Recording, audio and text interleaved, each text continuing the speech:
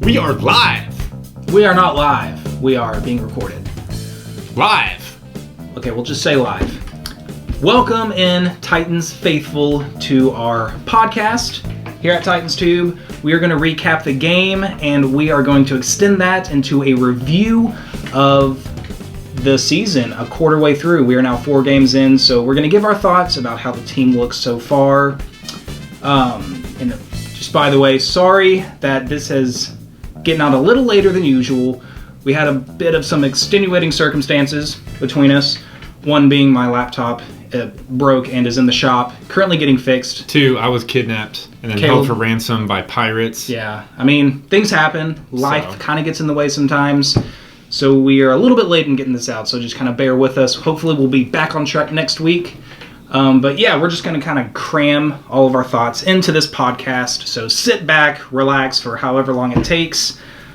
However you listen to podcasts. If it's staring at the YouTube screen, just watching us talk for an hour or however long it's going to be, then so be it. An hour? We're not going to talk for an hour. Okay. We have a lot to get to. We have things to get to. Okay, so let's get to it then. So we faced the Texans, obviously. Lost the game 27-20.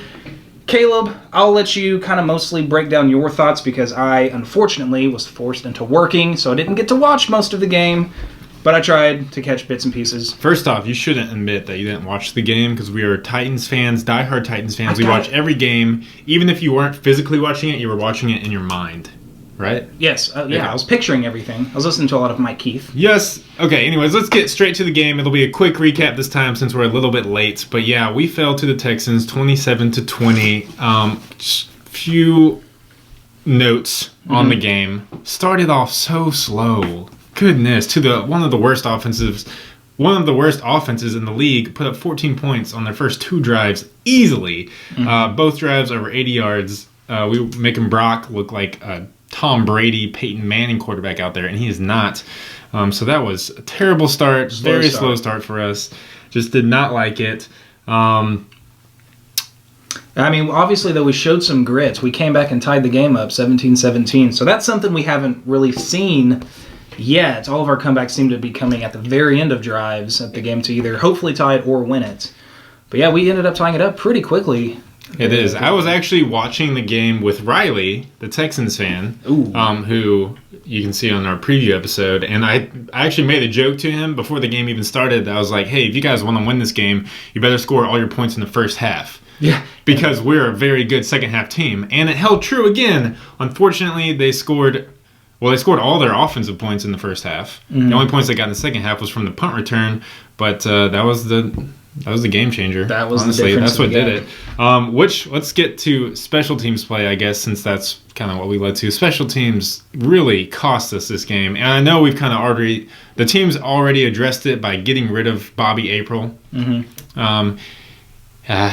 So fired him immediately, which I thought we should have. Yeah, only 4 games in, though. It seemed like that was a pretty quick resolution there to just get rid of him. But yeah, the special teams looked pretty. But based on the season stats, we were still like bottom 6 teams in the league on all special teams stats, like across the board on like punt coverage, kick coverage, and then also like our kick return yards average and stuff was all bottom of the league. So we weren't really producing. Besides that, just waiting on a big mistake. It came against Houston. Not only the punt return, but also the play right before halftime where we had tied it up 17-all, and then they had a intentional grounding penalty to push them out of field goal range, and then we had 12 men on the field. Just a costly mental error to give them 3 points. What a Titans thing to do! That's just give the team 3 points when they had just pushed themselves out of field goal range, and those 10 points were the last 10 points they scored, all on special teams. And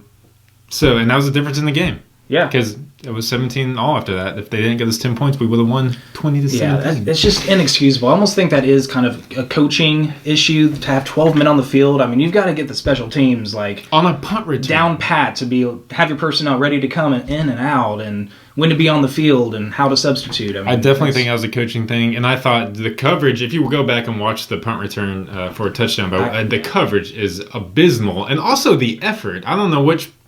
There were some players that clearly let up, even though they were close, as if someone else would make the tackle. They were close to tackling him, and they just kind of let up. I did see the punt return. That is a play that I saw, and all he did was run. He doesn't get around. He just ran around everybody. Touched. Nobody was there. I don't know what the coverage was there, but apparently it was a coaching issue because we fired Bobby April. Yeah, well, like we said, teams kind of already addressed that mental error, so hopefully our special teams will step it up from here on out. But that was a big point in the game, definitely changing.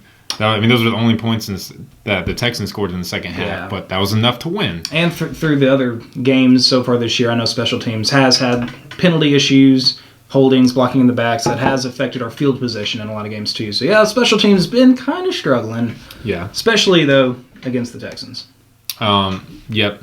But so special teams was terrible. Defense was terrible early. Picked it up later. Yeah, we did show some grit here. I did like the grit in this game and our determination to fight and to come back on the road against an AFC South opponent.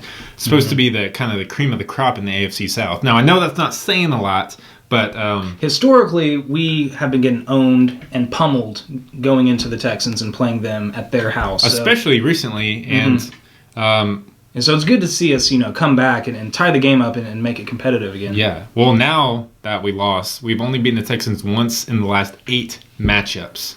So that's terrible. Got to turn that around. But, we definitely had a chance in that game. Blew it late.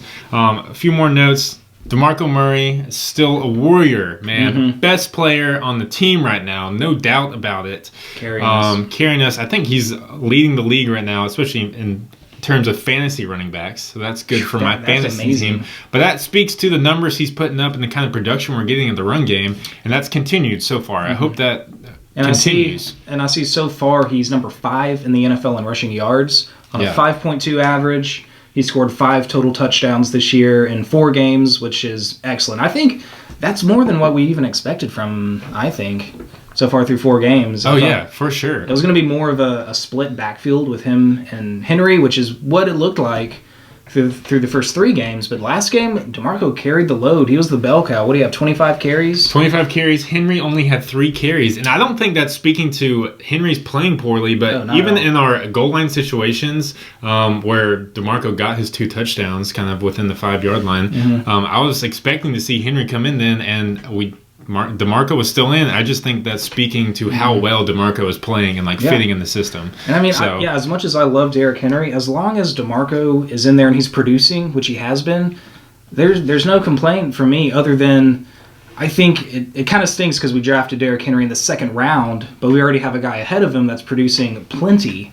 But I still think we need to get a way to get Derrick Henry involved. I mean, we did spend a 2nd-round draft pick on him, and he is obviously really, really good. I mean, he could be the bell cow running back for a lot of teams in the NFL. Still, we're getting the running backs their touches. I mean, I like to see DeMarco with 25. Couldn't break that 100-yard barrier, but he got the 2 touchdowns. So props to DeMarco. Keep on killing it, man. As far as the other offense, it did not look good. The offense struggled all day. How'd the passing game look? Oh, okay. With Mariota, we had Kendall Wright back this game, but Kendall, where were you, man? 2 catches for 14 yards. And this isn't getting to Marcus Mariota and his play, but there's a lot to talk about there. There's a lot to talk about here. But before we move on from Kendall Wright, I did, for the little bit and pieces that I saw from this game, I did see obviously I guess it was one of his catches where he ran a slant. Mariota hit him for a 1st down, and it looked fantastic. I was like, yes, that's what we need Kendall Wright for. He got just enough separation. He went up and got the ball aggressively, got us the 1st down. Mariota put it on the money. That's what we've been missing. Kendall Wright, our most skilled wide receiver. Where was that more throughout the game? It's kind of what our offense is lacking. We're just we'll see one great flash of something like Mariota's 60-yard pass to Rashard Matthews in the first half. Great pass, great route, great play call, but it's just it's like a little blink of greatness, and then the rest of the game it's where was that? We can't even and it was deep. It was a deep throw down to Rashard Matthews. I saw a replay of it, and it was beautiful. And Rashard Matthews got separation. Where is that? Exactly. One of Marcus's better throws, one of a great route by Rashard, and also I'm going to attribute that to some play calling too. Great play calling, but we don't see that enough. It's just we do it once per half, and then it disappears. And yeah, I was harping on Kendall Wright for only getting 2 catches, but Marcus only completed 13 passes on the day out of almost 30 attempts. And Kendall was only targeted 3 times. Yeah, said, so. But even our leading receiver Andre had 3 catches, but Rashard Matthews 2 catches. Our leading receiver had 3 catches. That's kind of embarrassing right there. Johnson, yeah. So let's just get to the heart of the matter, because this is what people want to hear and what people are talking about. Mariota, Marcus Mariota. So are we going to move on to our quarterly season review? I want to talk about how he plays in the game first. Okay. So he put up some bad numbers. There's no way around it. 13 of 29, 202 yards, 1 interception. He had a QBR under 40, and his QB rating was 54.1. So just terrible numbers, inaccurate. I think I saw another stat, and you'll have to stat check me yourself, but I think he was 9 of 19 for passes under 10 yards, which is normally where he's really accurate. So that's what people were really pointing out when they were talking about Marcus being inaccurate, especially this game, was he missed so many short throws. But actually, and I texted you this after the game, watching this game, I thought Marcus looked more comfortable in the pocket. Now, I'm probably going to get some crap for that. But I thought, just from a standpoint of seeing him move around and like kind of handle the pocket pressure and his pocket presence, I thought he looked more comfortable. There was times where the rush got through, and instead of trying to make too great a play, he ended up throwing it away. And then he did have some nice throws, like the long throw to Rashard Matthews. He made a few nice runs, slid instead of trying to get too many yards and fumble. So I feel like he's learning from those mistakes, even in the that he was making earlier in the first 3 games. I saw a replay of his interception, though. Like, what happened there? What was he thinking? Okay. He was rolling out, scrambling, and then he threw and completely missed, I think, Delaney Walker. So I was actually having a convo with the guy on Twitter about this earlier because I'm still a believer in this. So, so a lot of people are hating on Marcus for his only one turnover this game, but depending on how you look at it, it was either a really, really bad turnover or just a miscommunication. So he gets some pressure, rolls out to the left. Everyone said he had running yards. If you can see I think it was the cornerback, is closing in on him, though. He would have only been able to get like 5 yards. Delaney, though, runs a little kind of like deep curl route and is sitting in a pocket right there. And when Marcus starts to roll out, his cornerback leaves, leaving him slightly open, but the linebackers are shifting over. So the open part of the field is from Delaney to the sidelines. Delaney stays where he's at, though, and Marcus throws it as if he would expecting Delaney to continue on to the sideline, to the open part of the field. Unfortunately, Delaney had already stopped in his route, and it just sailed past everyone right into the safety's hands for an interception. And everyone's like, where the heck was Marcus throwing that? Yeah, that was my initial reaction just watching the replay. I was like, where and I have gone back, and I watched this replay like 20 times. And honestly, I'm not saying that it wasn't. Definitely Marcus takes some of the blame because he was trying to do a lot here. This was one of the times where he was trying to do too much, but it was there. Everyone says he should have just run it, but he would have only gotten like 3 or 4 yards running it. I think he made the correct play. I just think that him and Delaney were on the same page. And honestly, if you go back and look at the play, I kind of think Delaney quits on the play. Once Marcus starts, it's not. And it could attribute to his hamstring, possibly. He missed practice all week. I don't know, but if you go back and look at the play, once Marcus starts scrambling, Delaney doesn't move. He just sits in his route. Come on, you got to help your young quarterback out and move. You can't just expect to sit there and stay open. Move to an open spot. And maybe he thought Marcus was going to run it. I don't know. And I'm not saying, maybe he did, but still, and then go like try to block somebody. At least, like literally, he just stands there. And I'm just saying, I think Marcus, as a great football player, was anticipating him to like move, kind of gravitate towards the open spot of the field where he could grab it and make a play. And Delaney just stays put. So Marcus throws it to where, if they had been on the same page, if Delaney had caught it, he would have been able to get 10 yards. Only had one guy to beat for a touchdown, honestly. And he just stays put. So it makes Marcus look really bad on that play. But I'm giving blame to both guys. just miscommunication, not being on the same page, which apparently is the problem with Marcus and a lot of receivers right now. See, that's uncharacteristic between Marcus and Delaney, because you got to feel like that's the strongest connection, the strongest chemistry between. Could be something with his receivers. hamstring, though. Could be something not practicing all week. I don't know. I'm not trying to make too many excuses. I'm just saying people are really giving Marcus a lot of crap for that error, and I don't think it lies on him. If you go back and watch the play, Delaney does not do anything to help him out when he starts to scramble. So maybe if you differ with me, and I know a lot of people differ with me, go ahead and put it in the comments, because I know you will. We'll have a long, heated discussion, but friendly. Anyways, so keep it classy. Let's get into that. Can lead us into how we're progressing in the first quarter of the season, just from a team perspective, and then also from Marcus's perspective, because he's kind of a hot topic right now, and also coaching perspective. Yeah, because that is a hot topic too. A lot of people are giving some heat to Mularkey and his situation as the coach of the Titans. So Marcus Mariota through the first 4 games, obviously. Looking at his stats, looking at how he's played, I mean, I've only seen him through like 3.5 games myself, but I have watched him, and there's some discouraging signs, and I don't know if it's Marcus or if it's in this new system with Mularkey and Robisky that isn't playing to his strengths as much, as well as Wisenhunt's system was, more like spread out. I don't know, he seemed a lot more comfortable in Wiz's system, as far as he looked more like a developed quarterback. But yeah, I'm not really sure what the issue is, because Marcus, he just seems to look more uncomfortable. He seems to just kind of stick with one read more often than not. He has not been nearly as effective running the football, in my opinion. Just like making late throws, making late decisions. But I don't know. What do you think? Do you think it's like a system issue with the play calling, or maybe it could be a receiver thing? Because I know last year, obviously, Delaney Walker was his main guy. We were able to get the ball to Delaney Walker. Delaney Walker got open.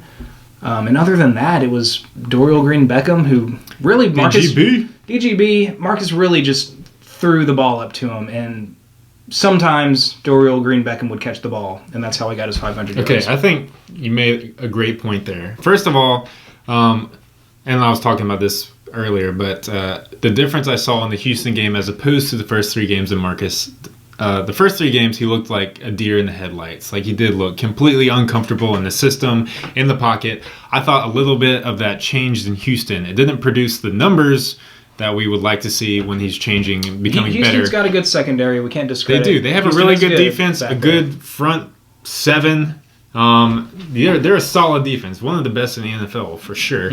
So, but he looked more comfortable, and there's several times where he threw the ball away and instead of trying to do too much, he slid on runs. I've already mentioned that. So he looked more comfortable this game. I know it didn't produce the numbers we were hoping for, but so far through the first 4 games of the season, he's looked bad, and he's put up terrible numbers, bottom of the league numbers. Turnovers almost seems to be even more of an issue this year than it was last year. I think it's a number of things affecting him right now. One, he has been inaccurate. I think it's just he's this young guy, I don't want to make excuses for him because he's an NFL quarterback, and we see people like Carson Wentz coming out and tearing it up. But it doesn't matter. Patience in the NFL is gone out the window nowadays. So people, you start having bad games and people want changes immediately. We're not on that bandwagon. No. Marcus Mariota is the franchise quarterback. Yeah, no doubt about that. I want to see him develop, so I'm giving him time. Yes, he has been inaccurate. There's no doubt about that. The problem, though, is we're coupling his inaccuracy with receivers who don't have the speed or the, preciseness, the precision in their routes to make up for slight inaccurate passes. So where we had people in the past, even DGB last year or Delaney, which we haven't seen this year, where Marcus can be slightly off target, or those receivers would get a little more space or be able to make a wider range of catches around the body. Yep. Now with Rashard Matthews, Tajay Sharp, we just got Kendall right back, but they're not getting enough separation, and we're not spreading the field enough because none of them can really stretch the field to where their routes are having to be so precise where the windows to fit the ball in are so small. If you're inaccurate at all, it's going to, they're not going to be able to catch that. The defender's going to knock it down or something. Yeah. And so I think it's a combo of our receivers not being able to create space as well as Marcus being inaccurate. Like, if we're going to try to... If our routes are being run to where he's going to have to fit it into tight windows to get those short passing yards, which because we're not going for anything big, and he's just missing. And you can't miss on those because we don't have the receivers to make up for those inaccuracies. Right. And I think that could also be coupled into the play calling and the routes that are drawn up for these receivers, because you see it all the time in the NFL. Guys that are undersized, they aren't the quickest, they aren't even the best route runners. It's a little tongue twister, but they put their... Say that 5 times fast. Yeah. They put their pass catchers in an open spot. Like, I think of Jason Witten a lot. Like, he is slow. He's a big guy, but he always seems... There's a ton of times each game, I feel like, when I watch the Cowboys play, that he's just, like, wide open on plays. And, of course, he's one of the best tight ends in the NFL, has been for a long time. But the coaches, whoever the offensive coordinator is, he finds ways to get these guys open. And, I mean, Jason Witten is a smart player in his own right, so he knows what he's doing out there. But I feel like it can be partly coaching, too, where, you got to draw defenders away by doing this. You got to then make up for that with this receiver coming this way, which should give you an open play. But I haven't seen that hardly at all this year. It seemed that way with Rashard Matthews and that long completion we had to him. Because he had his defenders burned, but he's not even the fastest guy himself. No, I completely agree with you. I think the play calling is making everything so tight to where it has to be so precise, and Marcus isn't being... He's not that precision passer right now that the routes and the play calling that we're looking for is needing. So it's a snowball effect to where it's not producing any results in the pass game, period. It's almost ironic because when we had Ken Wisenhunt as the coach last year, Marcus Mariota looked like he knew what he was doing. He was making really good throws, good reads.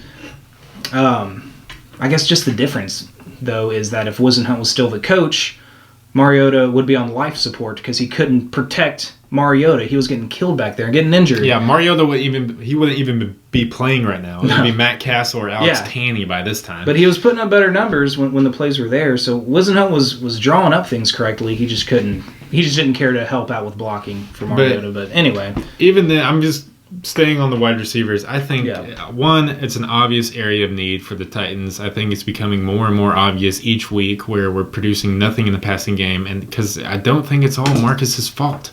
And even though a lot of people had negative thoughts and feelings about DGB and his work ethic, even having a player like that on the field last year just makes the defense, take into account, oh, hey, this guy could beat us down, over the top every single play. It just stretches the field. Without a receiver like that, everyone just starts creeping up to where when we're calling plays where it's just, short yardage passing. It's a short yardage passing game, and everyone's creeping up because they're not worried of someone going over the top. It just makes it that much harder. And couple that with a quarterback who's can't find his accuracy at the moment, and it's just you got nothing. You have no production. Yeah. I think of the very last play on offense that we had when it was 4th down. We were on around the 30-yard line trying to tie the game up. We threw a slant, I think, to Andre Johnson, who kind of stumbled a little bit on the route, and it was a pretty high throw. I feel like if DGB was running that route, that would have had a greater percentage of a successful play and a catch. Like, just having a huge body in there can help out a quarterback like Marcus, who may not always put the ball on the money every time. Even then, the play call, 2 weeks in a row, our last play has been a 4th and 4 to get the touchdown against the Raiders. I think it was 4th and 6 this time to extend the drive to try and tie it, and I hated both play calls.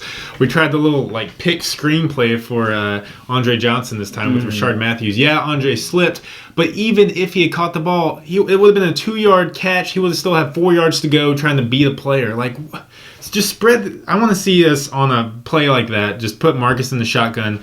Spread it 3 or 4 3 receivers, Delaney Walker, DeMarco in the backfield. That gives us so many options. Even put flank DeMarco out to the left too. Make him a receiver. He's obviously proven himself that he can excel in the receiving game and we throw him the ball a lot, why can't we run a play, just spread the offense on a 4th and short like that instead of having to run some gimmicky screen pick play that's not even going to go the full 5 yards unless he breaks a few tackles. And it's almost kind of predictable to put the future Hall of Fame most veteran receiver Andre Johnson on the spot. I mean, I think a lot of the Texans probably knew that we were probably going to go to him. And we went to him last week. We went to him the play before, too. Did you know that?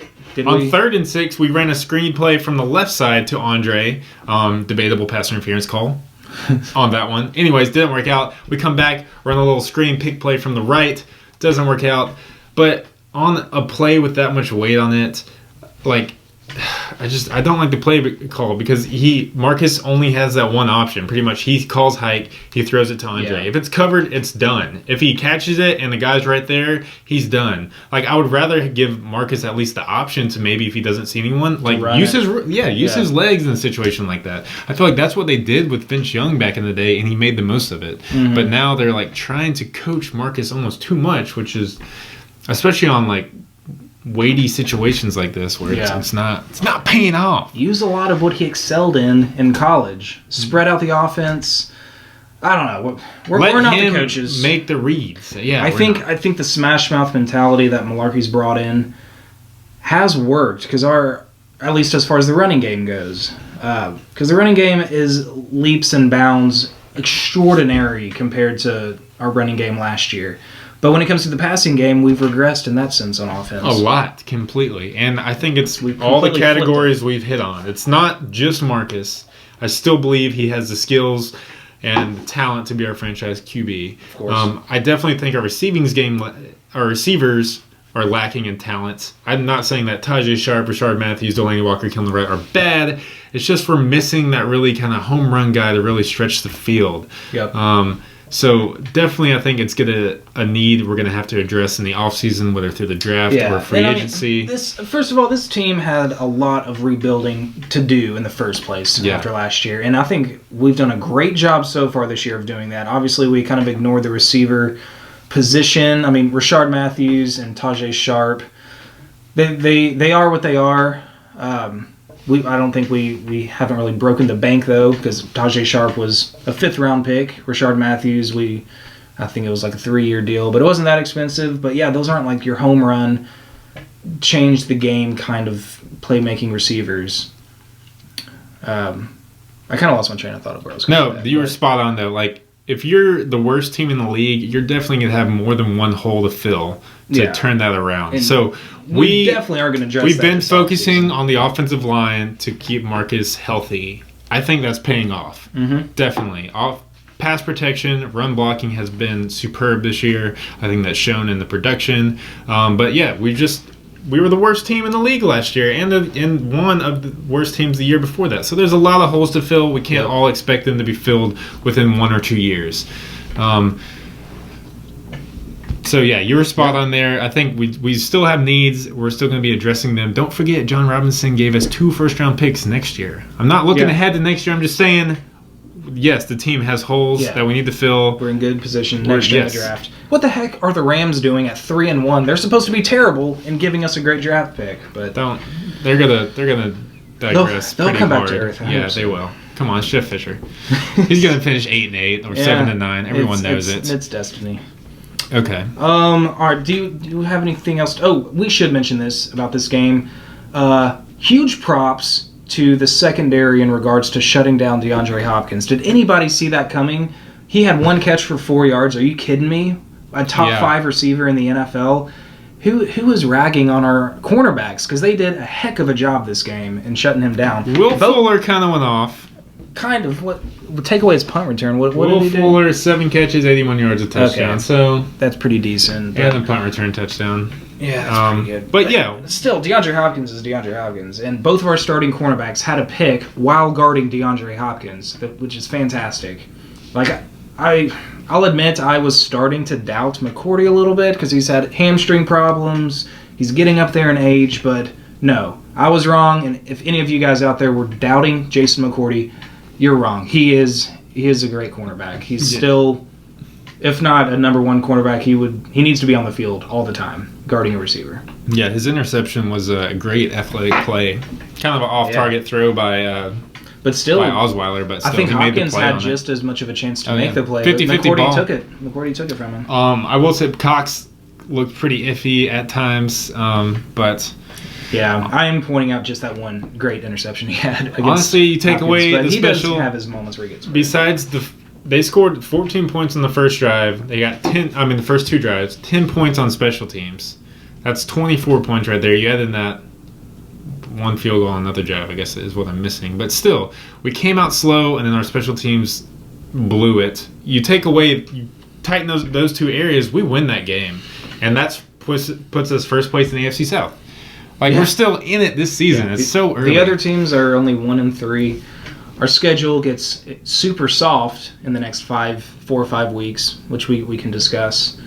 The season's not over. Come on. People getting down on the Titans right now, it kind of makes me mad. Okay, let's get into this because I want to hear your thoughts. Right now, our Twitter feed, the internet is all blowing up with fire Mularkey. So what do you think about Coach Mike Mularkey so far? Do I think he should get fired right now? Heck no, absolutely not, for 1,000 reasons. First of all, firing a coach in the first 4 games after he's named a head coach is just not good. It's just not a good look for the franchise, for the organization. What does that say about you when you're firing a coach after 4 games? Who's going to want to come coach this team if you're just going to be on the hot seat if you don't show immediate improvement? So that's one reason. I just don't think it's a good look. Do I think Mularkey is a coach that's going to lead us to a Super Bowl? That's another discussion, because personally, no. I don't think he's that guy that can lead a team to a Super Bowl. But I don't think he should be fired right now. This team is going through a rebuilding process. Let's see. I did have a few notes here. Okay, all right. Besides it just being a bad look, I don't like how it looks on an organization. Firing a coach so early, especially in the games that we've been in. We've got to look at this 1-3 record and put it into context.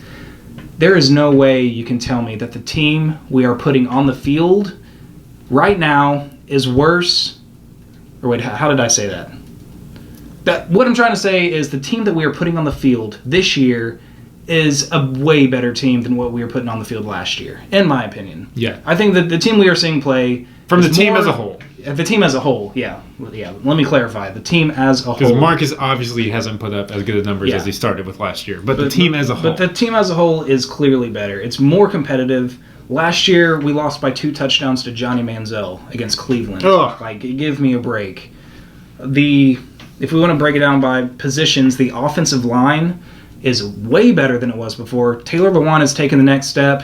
He still kind of has penalty issues, and he killed us in that Raiders game when he made that last-second penalty. But still, he's currently ranked as a top left tackle, maybe just tackle in general. Yeah, on Pro Football Focus, if you guys take that seriously, he's like the top tackle in the NFL. And Conklin's in the top 10 right now. Yeah, I think Conklin he's sitting is around 6 or 7. An outstanding rookie tackle. He's been playing really well for us. Ben Jones, the new center, he's done a good job. Obviously, the offensive line, we're giving up way less sacks this year. That kind of attributes to coaching too, because I think Wisenhunt just didn't really give a crap about double teaming good players or giving extra protection help. But offensive line, better. Running backs, oh my goodness, night and day. That has become... No offense to Antonio Andrews, but offense to Antonio Andrews. Because you ain't that good, bro. Yeah. I think he's serviceable. I mean, he's serviceable for a 2-14 team. The line was bad last year on top of that. I think it was a combination. But, the running backs... It's crazy. Last year, the running game was probably the weakest part of our entire team. This year, it's the strongest part of the entire team. By far, right now. And then on the defensive side of the ball, we weren't that bad on defense last year when we were healthy. We had some injuries, then the defense regressed a little bit after midway through the season. But the defense is playing really well. They're not giving up a lot of points. They bend but don't break, as we've said in past podcasts. I think a lot of that has to do with Dick LeBeau being the head guy on the defensive coordinator, as the only defensive coordinator now, not an assistant anymore.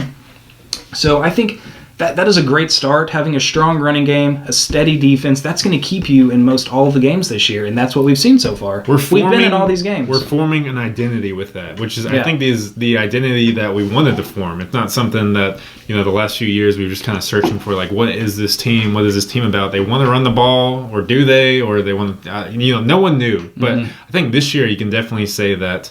We all preached smash mouth football through the whole offseason. So far, our running game is looking very smash mouth, and our defense is playing solid. Yeah, for sure. And the only thing that the special teams evidently has regressed. We just fired the coach, as we said. So that's kind of been worse for us this year. And then obviously, for whatever reason, the passing game has not been there for us this year that it was more so last year. So do you think Mularkey is directly affecting, or his coaching style is directly affecting Marcus's regression, or Robisky's? I don't know if it's him. It could be some of Robisky and play calling and some of the philosophy they have in calling pass plays, which honestly, it's hard for me to diagnose that because I'm not in the film room with them. I'm not game planning with them. I'm not sure what they're trying to do. But yeah, it's not been as effective as it was last year, which seems crazy because we have a run game that works right now. And I think it should complement Mariota to be an even better player, but that just hasn't happened yet. Yeah, it seems like the chain I'm seeing, especially online and through internet, social media outlets, is like Mariota's playing really bad, attributing that to play call's been really bad, leads to fire Mularkey. That's has kind of been the chain of. I don't know if that's Titans fans or just NFL fans in general, but the knee-jerk reactions to just after every game, fire Mularkey, Mariota's a bust. That kills me, man. That just it does. That makes no sense to me at all. And I wasn't huge on the Mularkey hire when we hired him. I wasn't down on it. I think there was some iffy stuff on how he got hired before Robinson really came in. We didn't even try to interview other people, really. Regardless, we were pretty much just like, he's that's in the past, though. Yeah. So Mularkey's our coach. I think you're spot on. We cannot expect, especially with a young what were the expectations QB, yeah, to just to keep on firing coaches and starting anew with new offenses, new systems, and expect Mariota to flourish with that. I mean, just look at the Browns. They've had the most head coaches over the last 10 years and the most different QBs starting, and look where they're at. They've been terrible for 15 years. Yeah, for sure. And going back to our 1-3 record, in context, we were 1-3 last year, but when you look at this team this year, we've been in all these games, like I was kind of saying. We could very easily, if the ball is bouncing our way, if we make a play, you can single out a play. And I mean, you can do that a lot in games in the National Football League. But this team could be 4-0, 3-1 if the ball bounces our way here and there at the end of games. Or we could be 0-4, of course, against Detroit, which is, I mean, it could go either way, but the ball bounced our way against Detroit, got that win. We were there at the very end against the Raiders and Texans particularly. And of course, turnovers literally lost us the game against the Vikings. And now looking at the teams that we lost to, the Vikings are the real deal. They're 4-0. They've beaten every other team that they've played. And look at the quarterbacks they've just beaten and the numbers those quarterbacks put up against their defense. They shut and Marcus's out Rodgers. First game doesn't look that bad, honestly. Yeah. They've shut out Aaron Rodgers, Eli Manning, and who'd they play? It was someone else really good because they were just talking about last night. Yeah, but anyway. Oh, Cam Newton. And Cam Newton. Yeah, so the Vikings are the real deal. The Lions, we won that game, but, I mean, of course, Matthew Stafford is always dangerous with that offense. They're always going to be a tough game. So we're fortunate to get that win. The Raiders, everybody had high expectations for them this year, and they're winning games. I think they're 3-1 as well. The Texans are also 3-1, and they were the expected divisional favorites coming into this game. By a lot, I think. So, and this season. People getting down on this team just kind of doesn't make a lot of sense. I'm disappointed. It would be nice to have gotten those wins late. But guys, we're not losing 38-10. We're not losing 34-6 like we were last year. We're in games, and I think especially this last game proved it, where our team has enough grit to climb back into a game after we started so slow. Down 14-0 to a divisional opponent on the road. Mm-hmm. We climbed back, and we were right in it. That is a good sign to see from your football team. And yeah, you could almost say every every game has a few moments that could swing the whole game. I mean, NFL, they say, is like a game of inches. It's like a game of centimeters, honestly. A game of seconds. You know, the ball bounces one way, can change the whole thing. But we're in games. I don't think there's any reason to panic. So no, I think firing, you've already talked about it, firing Mularkey right now would be terrible. It'd be bad for, I think it might even be worse for Mariota's development. Going through so many different offensive coordinators and head coaches in just his first 2 years. That is not the right move to make. I'm glad a lot of people out there are not GMs who want to fire Mularkey. Yes. Yes. However, I'll lead us into looking ahead, because I think this kind of directly ties into how I feel about Mularkey. Oh, these next 4 or 5 games are huge. However, this is a very telling stretch for the Titans. Absolutely. Not just the Titans, but for the whole organization. Mularkey, Robisky, Mariota. Because don't get us wrong, we need to win games. We do need to win games. Yeah. But looking ahead, we've just came off a pretty tough 4-game stretch to start the season. And we're seeing that 4-game stretch was tough with the teams that we've played. Yes. They're playing good football. Minnesota is, we've already talked about that. But upcoming, we play the Dolphins. We play the Browns. We play the Colts. We play the Jags. We have the Browns, Colts, Jags at home. 3 home games in a row. They're all 1-3. The Browns are 0-4.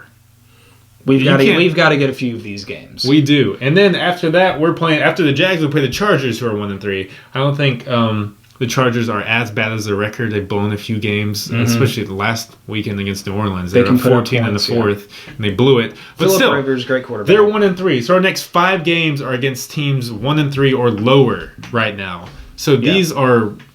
It's going to be a telling time for the Titans. I think if we don't come away with at least 3 wins, I think Mularkey... I was going to say 2, but you think 3. I'm thinking 3. I think we should beat the Dolphins, the Browns, and at least the Colts or the Jaguars, one of them. Yeah.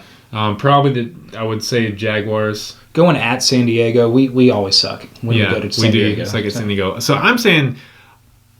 based on the feeling I'm getting from fans and NFL people, I think if we have to win 3 games for our team to really people to stop panicking.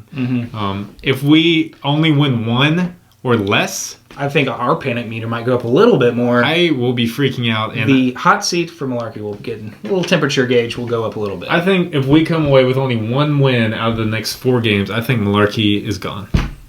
You think we'll fire him mid-season? I think we'll fire him mid-season. I think he'll last just about as long as Whisenhunt does if we only win 1 game at least out of the next 4 against these very bottom of the league teams. I think it's possible, but like I said earlier, I think it's a bad look for an organization to fire 2 coaches 2 years in a row mid-season. I know the expectations aren't super big. Obviously, we do need to see improvement with the talent we brought in, but honestly, this is a weird reason to think we won't fire him because it's kind of an odd external factor. But I think Mularkey and John Robinson are kind of bros, and I think Amy Adams Strunk likes Mularkey as a person enough to keep him through the whole season. I think that's why they hired him in general, was because he was affable and he just got along with the players well. And obviously he knows football. He's been a coach before. It hasn't produced winning records. He's been with the team for 3 years. He's a tight ends coach. Yeah, but apparently he gets along with the players really well. I think Mariota really likes him, which is a big reason they kept him around. And I think it speaks to a coach that can connect with your players. Yeah. But you also have to have a mind for it, which we don't know if he has yet. You don't want the players to turn on the organization itself. That would open up a can of crap. All I'm saying is these next 4... Go ahead and lump in the Chargers because their record's been bad. I'll throw them in there, even though that's going to be a tough game on the road. Throw in the next 5 games against teams that are 1-3 or below right now, and it's going to be a very telling time for this team. It's really a show if we progressed from last year or not. Because last year we would lose these games. We were the worst team in the league, but we really showed it when we played the other bad teams in the league and lost. So, and when we played the good teams, we were getting annihilated. Yes. So I think, if we don't show improvement over these next 5 games, we can, like you said, kind of start hitting the panic button, really start to question Mularkey a little bit. But as of right now, in this very moment after week 4, I'm not panicking right now as far as putting into context how the team has performed against the level of competition, the reason we're still in games. Turnovers has killed us a lot, and a lot of that is kind of Mariota's fault. But we won the turnover battle against the Texans. Like we got two we're picks starting to improve, and I still think Marcus was improving decision making against the Texans. We already talked about how I feel about his one turnover, which was the one turnover in the game. But I feel like his decision making is getting better. He's just gonna kind of tighten up some of his fundamentals, which I think he's gonna do. I have enough faith in Marcus, obviously. Marcus Mariota, mahalo at you. That he'll turn it around. I think we'll get it together. And yeah, these next 5 games are gonna be huge for the team, and then especially for Mularkey. Yeah, definitely. Do you think we're going to get a lot of hate for being so optimistic? Because the Titans nation is half glass empty across the board. We are definitely some of the most optimistic Titans fans I know, for sure. Sorry for being positive and wanting our team to win and looking at the good things. But you have to agree with us. If we talk about firing the coach right now, honestly, all I can think of is the Cleveland Browns, how they fire a coach every year and start new quarterbacks every game, and look where their organization is. Like, who wants to play for the Browns? Who wants to root for the Browns? Sorry if you're a Browns fan, but that organization is in shambles right now. Kind of a side note here, but props that Cleveland is such a good sports town, because the Cleveland fan base, like you see a Browns game on TV, the stadium is packed, and they love their Browns football, and I respect that. I wish the Titans fans could pack our stadium like that. Yeah, and we can't. We're a terrible sports town. That's a different issue, though. But we're not like them. We are there at games every Sunday at home. I would go to the away games if I could afford to travel like that. But yeah. So we're not hitting the panic button. We don't think you should yet. Maybe we'll come talk to us after these next 5 games. We'll tell you how we're feeling then. But we're still in it this year, guys. We're still in it. It's 4 games. Give me a break. Of course we're still in it this year. Houston, yes, they're maybe the best team in the division, but they have a lot of weaknesses and holes. They got shut out by the Patriots, who then got shut out by the Bills. And when it comes to Mariota regressing, which is another big point, come on, he changed. He was with Wiz his whole first offseason and first half of the year. Fired him, changed systems in the offseason, new head coach, kind of starting over, new offensive coordinator. He's regressed a little bit. It's only he just had his 16th start of his career. So that was pretty much just finished up a rookie, round of games for him. And yeah, have you ever heard of something called a sophomore slump? Yeah. That's a term for a reason. No, I'm just kidding. I'm not going to put that on him. Not making excuses. Come on. But I'm just saying, he'll be good. Yeah, he's had a few off games, but there's been new receivers around him. Delaney's been hurt. Kendall's been out. Finally got him back. I know it didn't change, but maybe once these guys get more, acclimated to playing in the offense, playing in actual games, our offense will turn it around. And I mean, look at Jameis. Look at Marcus's other partner. He's really struggling right now too. He had 5 turnovers one game. He came back had a terrible game last week, didn't he? Yeah. And his coach came out this week and said that he's extremely worried about Winston's progress. So that's not good when your coach is even starting to doubt you publicly to the media. Don't say that, coach. Who's their coach? Is it Lovie Smith? Cotter. Oh, they had a new coach now. Yeah, they got a new coach. Yeah. So that's bad. Let's not be like them. Let's have faith in our franchise guy. We've put a lot of weight on him. I think he's got it, man. He definitely has the skills. And we've got a better team around him this year. Just it seems odd because he was the bright spot for us last year, and now he almost seems to be dragging us down in certain plays and instances. But who knows what the issue is? But think about if he can turn it around, how good we'll be. Yeah. After being 3-13 last year, I mean, it's a big uphill climb for this team, and I think we're headed in the right direction. So. We're not a 3-13 this year. 3-13 team this year. We'll find out over the next 5 games. We will. This will be the real challenge right here. And when I mean challenge, I mean the teams themselves aren't challenging, but it'll be a time of reckoning for the Titans. We gotta get the job done. Starting with the Dolphins coming up. We gotta have a great fourth quarter. Because we're going to be in the games. We're going to be in these games. We've proven that we are competitive. We'd love to hear from you guys, though. If you made it all the way through the podcast, thank you. Props to you. That's awesome. You the real MVP. Leave us a comment if we're too optimistic and you think we should give up on this team and move cities or something to a more successful town. I'm not going to do that.